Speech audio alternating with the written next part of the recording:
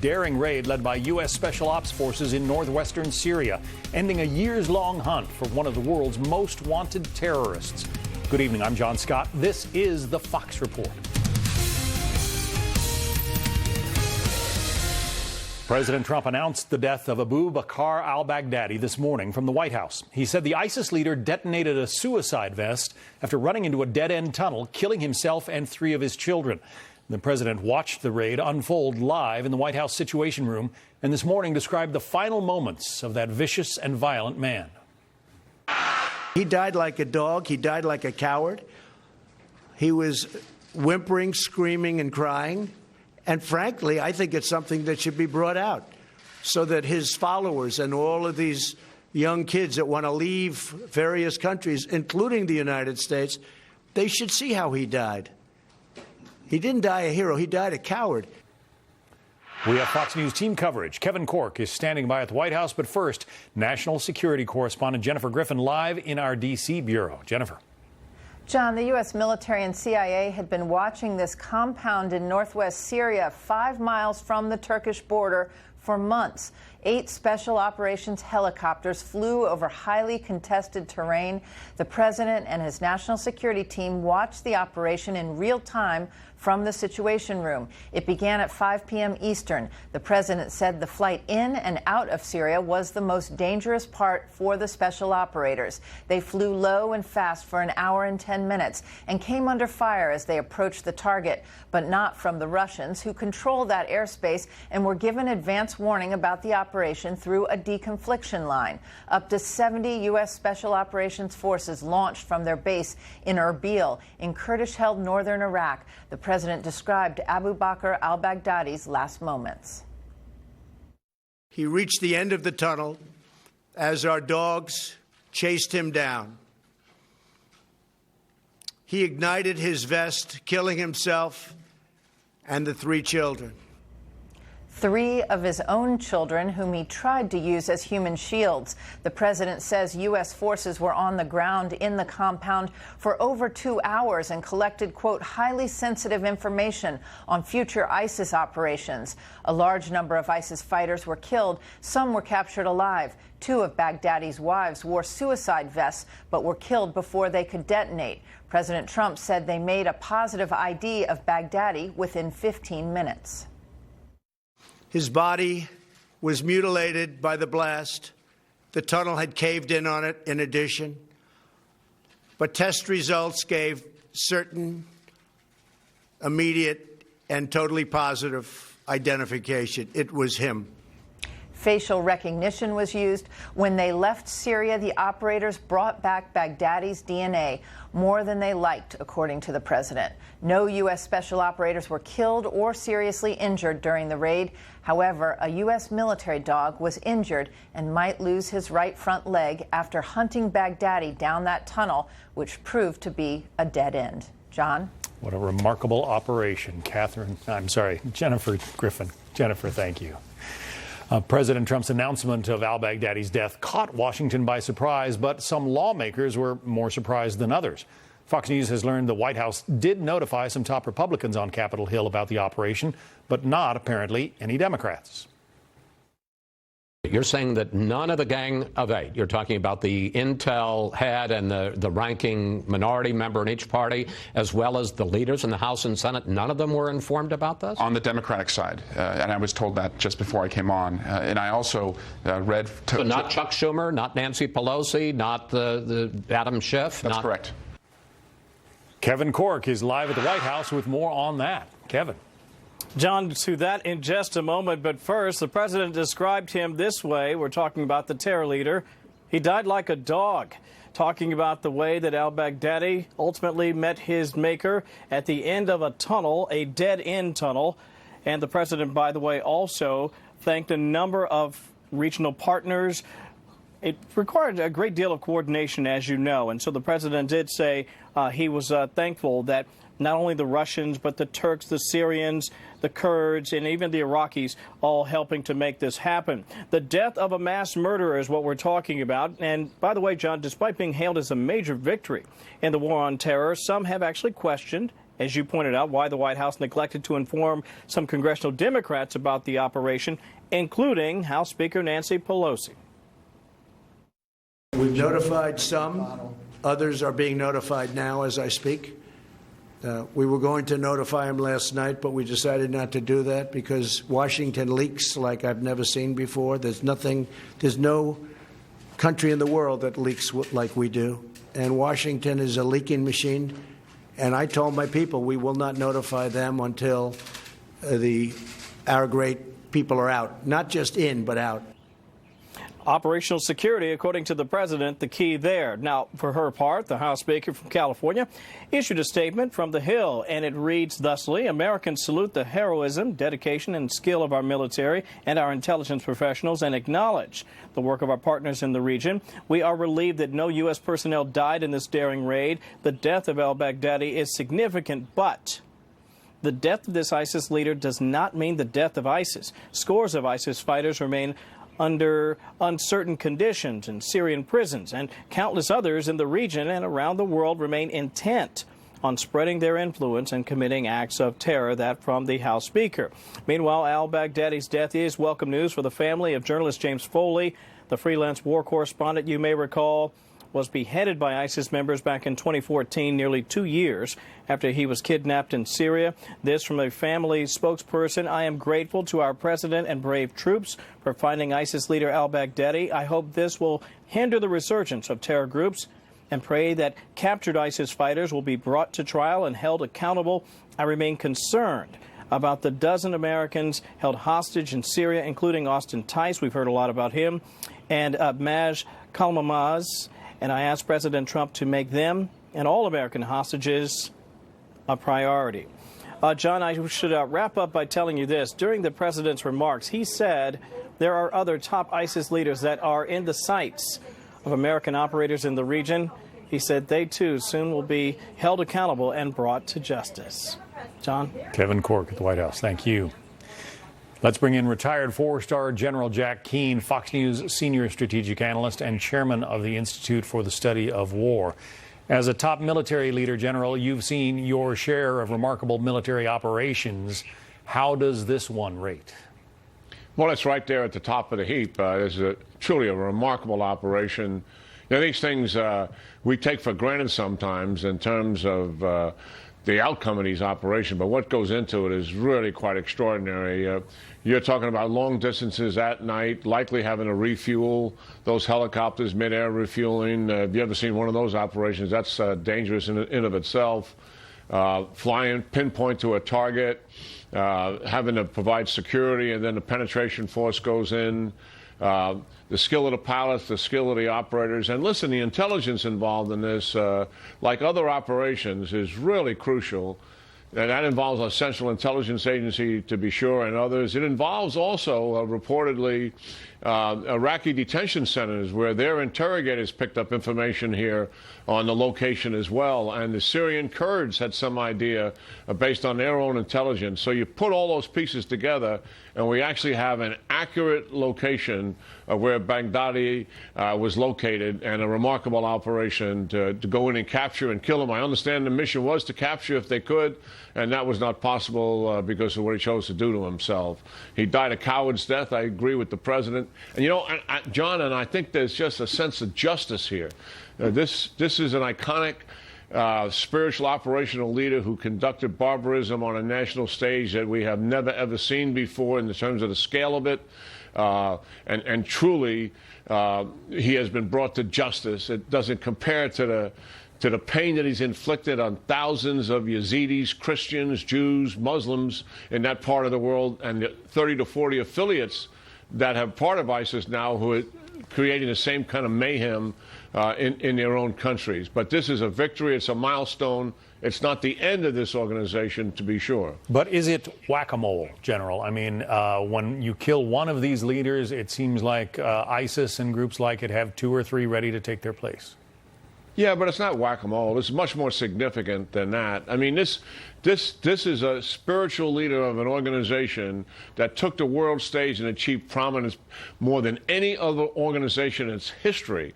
He grew from 600 fighters in Iraq to close to 40,000, conducted an invasion of two prominent countries. No terrorist organization has ever done that. Seized those lands in Syria and Iraq and declared it an Islamic State, and stood there boldly for almost 5 years, defying anybody to come take it away from him. And we finally did. But in the meantime, he conducted or inspired attacks on 9 NATO countries multiple times, inspired attacks on the United States, to be sure, and as I said, grew a worldwide organization. What happened here, there'll be another leader. He won't be as notorious as al-Baghdadi because he didn't form the organization. We're fighting an ideology.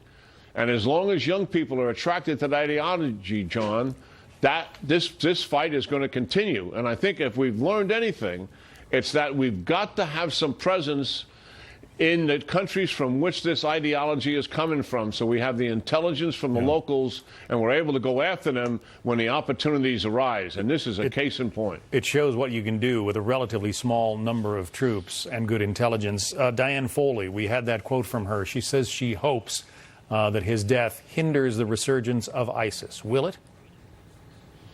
It's a setback for the organization, and particularly how he died, the cowardly way he died, certainly will be transmitted worldwide. Their recruiting has gone down dramatically since the caliphate has been destroyed for obvious reasons. They're not able to get out on the internet in the same way as persistent as they had in the past. So it's a setback, but the ideology is alive, and I'm a little concerned about where he was found, because this is an Idlib province and there's a huge amount of al-Qaeda present there. And I cannot imagine him being there without the al-Qaeda permitting that to happen.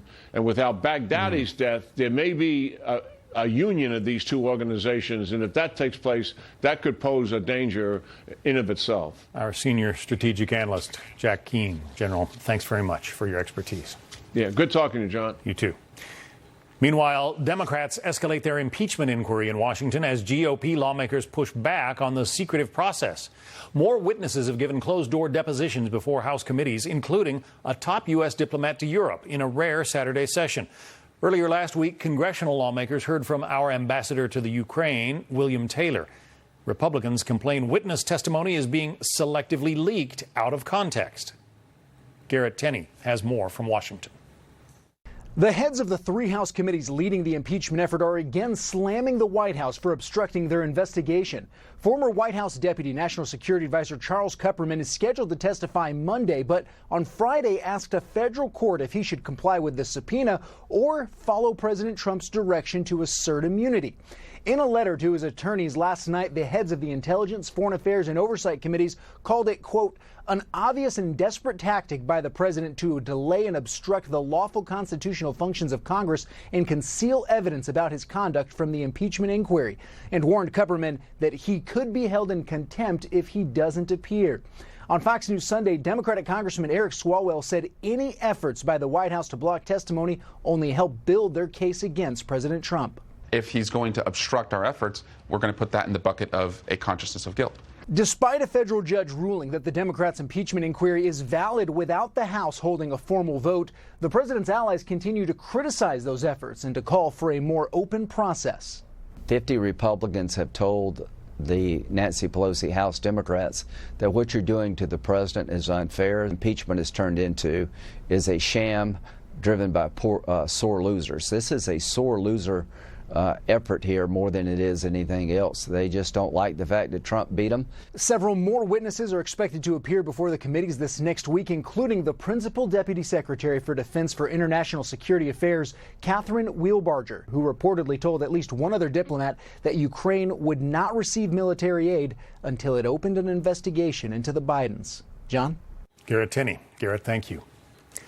Former Michigan Congressman John Conyers has died. Fox News has confirmed the Democratic lawmaker passed away in his sleep overnight. He was the longest-serving African-American member of Congress, representing the Detroit area for more than 50 years. Back in 1969, he played a key role in founding the Congressional Black Caucus, but was forced to resign 2 years ago amid allegations of sexual harassment, which he denied. John Conyers was 90 years old. More on ISIS leader al-Baghdadi's death coming up. Plus, raging wildfires and gusting winds create a dangerous challenge for crews in California. A report on the ground and a check of the forecast next.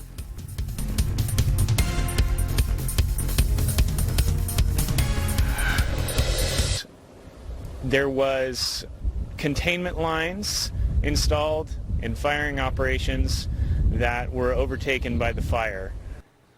In California, Governor Gavin Newsom has declared a statewide emergency as powerful shifting winds make conditions more difficult for firefighters battling wildfires in the northern part of that state.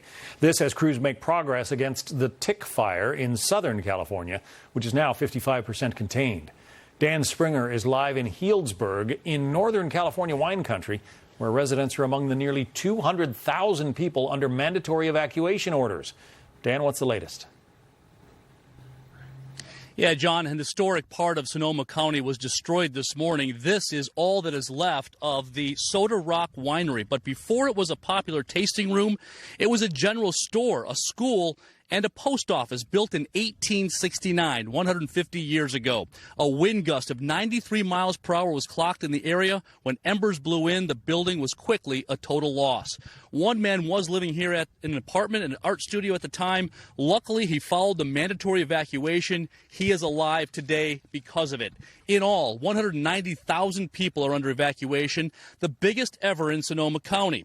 Officials are being extra cautious because just 2 years ago in this same area, 22 people were killed in what's known as the Tubbs Fire. Evacuees are obviously and understandably emotional. I'm a little tired because it's very emotional. It's very wearing on you, just going through it and watching other people go through it. When the fire started coming down the hill and the smoke came with it, right, couldn't breathe. Financial documents and the phone numbers we need, birth certificates, that was really it, and lots of diapers and milk. The Kincaid Fire is the biggest in the state, charring 30,000 acres and destroying 79 buildings, including 31 homes. It has 3,000 firefighters working it. The goal is to have it contained by November 7th. So many people in the state are affected by fires in different ways. A grass fire in Vallejo shut down Interstate 80 and the Carquinez Bridge. 2.3 million people are without power because the utility, PG&E, proactively put in place blackouts to avoid the wind bringing down charged power lines and starting more fires. But the governor is still not satisfied. Difficult calls, the professionals need to make them, but a society as industrious and entrepreneurial and innovative as ours should not have to face a choice between public safety and public blackouts. A red flag warning will be in effect all throughout the night and not be lifted until 11 o'clock tomorrow morning. There's supposed to be lighter winds on Monday, but then stronger winds again on Tuesday. John? All right, Dan Springer in Northern California, thank you. Given the wind factor, the weather forecast is crucial for both Northern and Southern California. Joining us with the latest on that and the weather across the nation, AccuWeather senior broadcast meteorologist Lauren Rainson. Lauren. John, we continue to track that elevated wildfire danger over these next couple of days. I want to point out something to you. Check out this dry air that's surging in from the north to the south right through California. We're talking about dew points in the single digits to the lower teens. This is incredibly dry air. Note by late in the day Monday into Tuesday, the dew point numbers will try to bounce back just a bit. The rest of Sunday night and into Monday, those winds will be ramping back up again. Of course, very bad for all of those wildfires. Late Monday and into Tuesday, those winds will try to subside just a bit as we'll get another sense of relief before that next trough will dive in from the north. Several red flag warnings and high wind alerts remain intact all the way through Monday. What this means is your AccuWeather local Stormax is calling for winds blasting 70 to 90 miles per hour. We're already seeing the strongest of the winds get underway across northern and central California first. In time through the rest of the overnight hours into Monday morning, those strongest winds will progress from north to the south, eventually into Southern California once again. You're finding the strongest wind gusts below the passes and the canyons in northern central California, and that extends into southern Nevada as well. The only good thing about this incoming trough is it's bringing in much cooler air. No, we are no longer talking about high temperatures in the 90s. Those crews battling the fires out there are up against highs in the 70s. It's just that this cold front is bringing in those stronger winds. We're going to be tracking more potential elevated fire danger late Tuesday to Wednesday. You want to make sure you stay tuned for that. John. Lauren Rainson will be watching. Thank you. A manhunt is underway in Texas after 2 people are killed in a shooting at an off-campus college party in Greenville. Police say shots rang out shortly after midnight at a Halloween and homecoming party near Texas A&M University Commerce. Officers had been called to the scene to deal with parking complaints about 15 minutes before the shooting.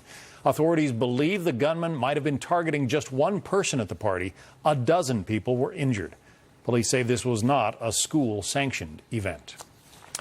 A programming note for you now. Tonight, Fox News hosts a special town hall focused on issues police officers face across the country. Harris Faulkner will speak with police union leaders, community activists, and others amid a surge in violent attacks against law enforcement and a suicide crisis among officers. You can watch Town Hall America with Harris Faulkner, Police Emergency, tonight at 8 Eastern, right here on Fox News. A major win in the fight against terrorism as a U.S. military raid leads to the death of ISIS's leader. Reaction here at home and around the world.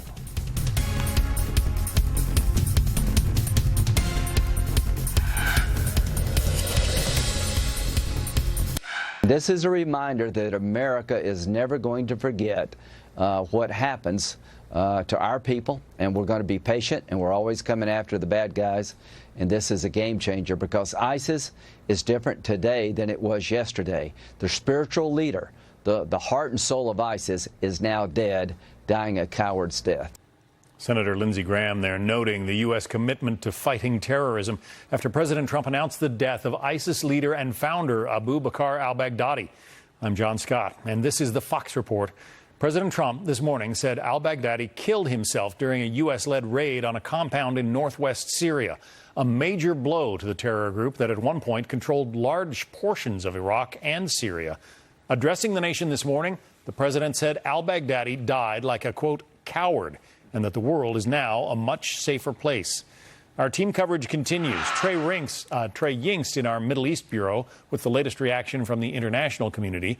But first, Jackie Heinrich